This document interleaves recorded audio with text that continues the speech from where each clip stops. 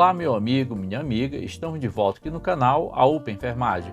O conteúdo que vamos abordar hoje é sobre a hipernatremia. Especificamente, hoje nós vamos falar sobre as manifestações clínicas e tratamento da hipernatremia. Se você está chegando agora nesse canal e você ainda não é inscrito, inscreva-se, dê um like e compartilhe esse vídeo na rede social. No caso das manifestações clínicas da hipernatremia, o que é hipernatremia? É quando os valores do sódio estão acima dos valores normais e acontece movimento de líquido aí entre o espaço intracelular e extracelular. Especificamente, as manifestações clínicas aqui que nós vamos abordar sobre hipernatremia é a nível neurológico e também da sede que o paciente sente. Então, a nível neurológico, o que vai acontecer? Acontece o aumento da osmolaridade plasmática causada por um aumento da concentração plasmática de sódio, ou seja, essa osmolaridade plasmática aqui vai aumentar em consequência da concentração plasmática de sódio. O que acontece do ponto de vista fisiopatológico? A água movimenta-se para fora da célula e para dentro do líquido extracelular, ou seja, todo líquido que está dentro da célula vai se movimentar para fora da célula, que é o espaço extracelular. Por isso que nós colocamos LEC aqui, uma abreviatura, resultando assim em uma desidratação celular e um líquido extracelular mais concentrado.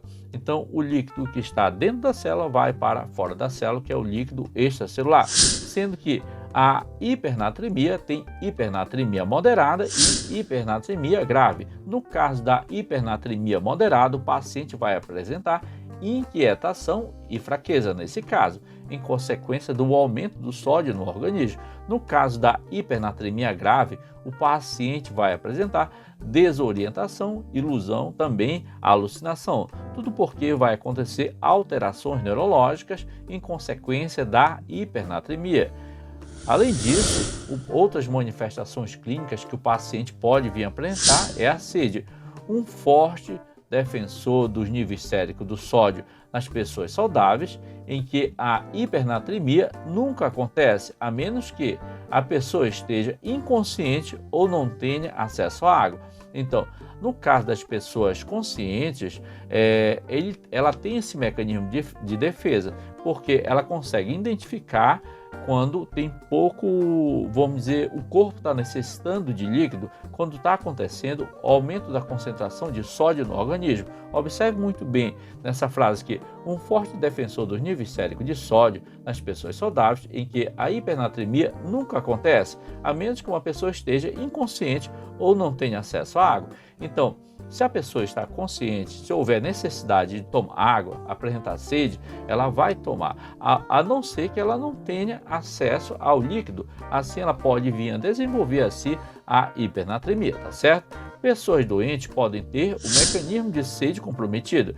Esse mecanismo de sede está associado também aos neuroreceptores que estão presentes na circulação, aonde desencadeia que o processo que manda mensagem para o sistema nervoso central e essa mensagem que chega até o sistema nervoso central é transformado em sede, onde dá o aviso para a pessoa ou paciente que o corpo está precisando de líquido, que ele está precisando ingerir um pouco mais de líquido. Um exemplo bem clássico aí que eu posso falar para vocês é quando a pessoa se alimenta de algum tipo de, vamos dizer, peixe salgado e a pessoa passa a sentir muita sede, ou seja, o corpo ele sente a necessidade, tem a necessidade de aumentar a ingestão de líquido. E nesse caso, a pessoa começa a ingerir um pouco mais de líquido porque ela está consciente. A pessoa, quando não tem acesso ao líquido, ela não consegue ingerir esse líquido, então ela pode desenvolver aí uma hipernatremia. Então, nesses casos aí, as manifestações clínicas que o paciente pode vir apresentar nos casos de hipernatremia, o paciente pode vir apresentar língua seca, demasiado e também mucosa pegajosa. Isso tudo em consequência da diminuição da quantidade de líquido, principalmente nos líquidos intracelulares. Os líquidos ficam um pouco mais concentrados no meio extracelular, tá certo? Porque a quantidade de sódio no meio extracelular vai ficando mais concentrado E se vai ficando um pouco mais concentrado, todo aquele líquido que está dentro da célula se movimenta para fora da célula, tá certo? Então, por isso que tem essa mudança de concentrações também, tanto no líquido intracelular quanto no líquido extracelular. Além disso, outras manifestações clínicas que o paciente pode vir a apresentar: a pele ruborizada, edema periférico e pulmonar pode vir a acontecer. Através de uma ausculta pulmonar pode ser identificado aqui alterações nos sons pulmonares. Além disso, o paciente pode vir a apresentar também hipotensão postural, ou seja, na mudança de posição. O paciente está em uma situação deitada, quando muda de posição para uma posição sentada ou em pé, esse paciente pode vir a apresentar uma hipotensão, ou seja, uma pressão arterial abaixo dos valores normais.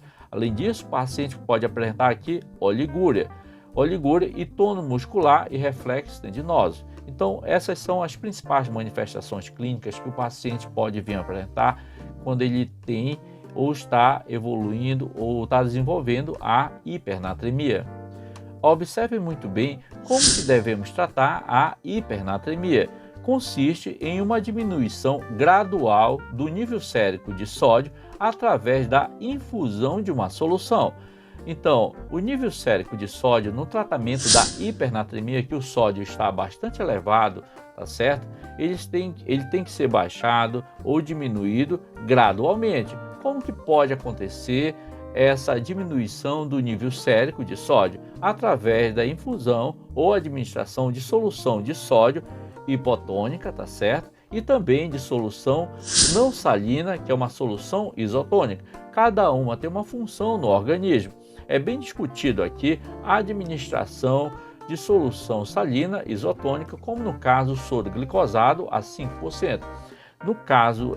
Nesse caso aqui, ele é bem discutido porque existe discordância na literatura.